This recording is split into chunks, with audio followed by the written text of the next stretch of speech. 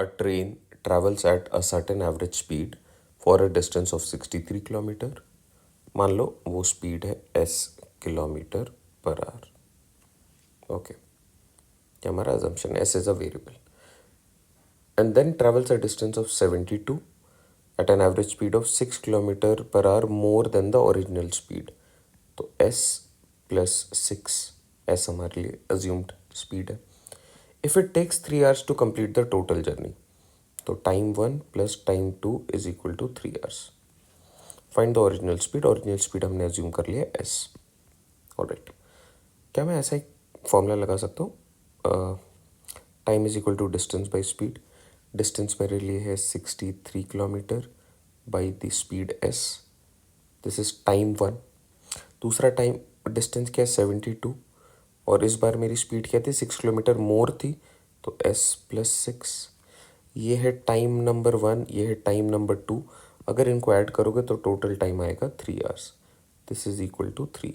तो क्या ये इक्वेशन आप क्लियरली सॉल्व कर पा रहे हो? Now we just have to simplify the data. अब आप डिनोमिनेटर क्या रख सकते हो? तो इन दोनों का product s into S plus 6. ये मल्टीप्लाई होगा s प्लस 6 से, ये मल्टीप्लाई होगा s से. तो ये बन गया 63s plus 63 into 6 which is 8 and 37 plus 72s. This is equal to 3. और सिंप्लीफाई करते हैं. We get 63 and 72 5s, 7 135s plus 378. This is equal to, अगर मैं इस पूरे पार्ट को यहाँ पे लेके आ जाऊँ तो ये बन जाएगा S square plus 6s. Multiply करो 3 से, दिस बिकम्स 3s स्क्वायर और 6 3 ज़ा 18s. अब इस 18 को भी अगर मैं लेफ्ट हैंड साइड लेके आ जाऊँ या सारे डेटा को उस तरफ लेके चले जाओ, so 3s square plus 18s minus 135s minus 378. This is equal to 0. 3s square minus 117s minus 378. क्या ये सारे 3 के मल्टीपल्स हैं? यस. तो अगर मैं इन सब में 3 से डिवाइड कर दूं तो ये और सिंप्लीफाई हो जाएंगे. This will be s square plus 39s, not plus, minus 39s minus 126. This is equal to 0. अब मुझे मिडिल टर्म फैक्टराइजेशन करना है. 126 को चलो ब्रेक डाउन करते हैं. 63 21.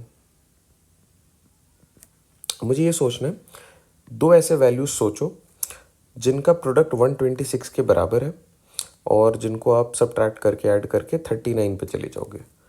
39 से नियरेस्ट 7 के मल्टीपल में 42, तो 7 इंटू 3 इंटू 2 और 3 बच गया.